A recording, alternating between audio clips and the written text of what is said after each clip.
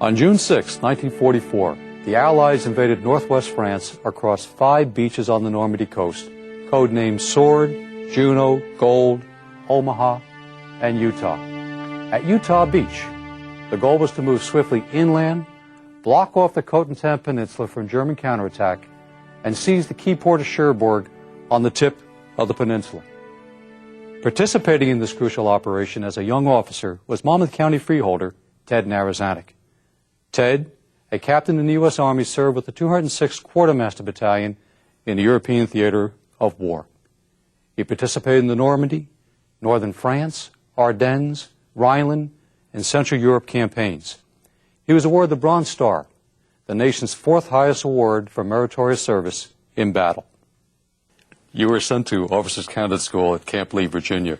Can you recall your experiences at Camp Lee? Yes, and we were down in what they called Stonyfield, South Carolina, which was right on the outskirts of the Citadel University military school.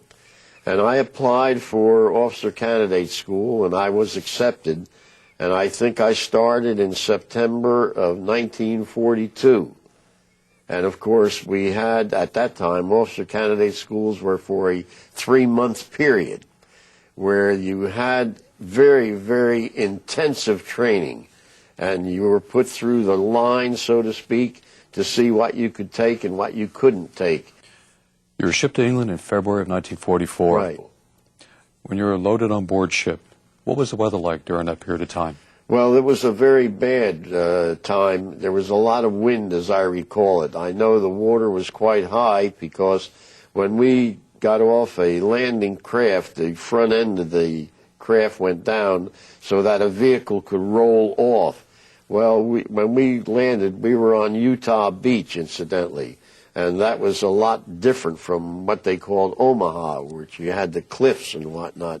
But the Utah Beach was not bad. It was right up to the beach itself practically, but we still were in water. Because I remember sitting in the Jeep, the driver or the passenger's side of the Jeep, and where we had water up to our waist. But nevertheless, the Jeep still went through, and most of the vehicles went through till we got up on the beach. Ted, as you said, your unit landed on Utah Beach during the Normandy invasion. Can you take us back to that day and tell us what it was like? Well, it was very early in the morning. The water was a little bit rough yet. We were wondering whether we were going to swim or what, and all this.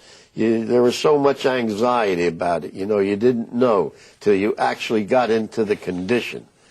When we finally got on the beach and got our vehicles in somewhat of an order as to where our unit actually was, because they were on more than one landing craft, the paratroopers that had landed earlier on a couple of days before, we did not land on D-Day. We were at, I think, D+2 or 3, something like that. But the paratroopers were coming back to the beach, and they were reporting the beach. They were going to get back on boats to take them back to England, because they did a tremendous job, you know, in the landing so early, prior to early morning of D-Day. And I can never forget them, the sight of them.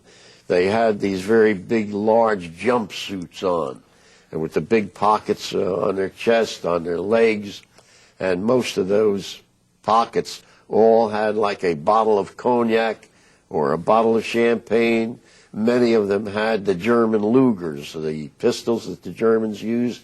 You know, they were a hot commodity at that time. Everybody wanted a German Luger. But to see the reaction, their faces, and how their actual deportment coming back, you knew they were in for a terrible thing, you know. But they were going back to England for R&R, rest and relaxation and whatnot.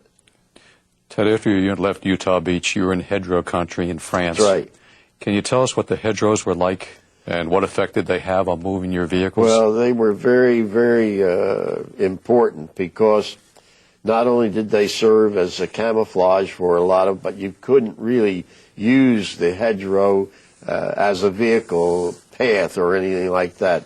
It was very difficult to get around. We had to stick around and try to get on most of the little old dirt roads that were available around a farm or around a particular house and whatnot. There's always a lot of anxiety as to where we were going, what we were going to be faced with. You never knew, and everybody was so on edge, to tell you the truth, you know. It was not like the infantry, of course, where they were many times in combat hand to hand and whatnot. But nevertheless, we had a mission to do.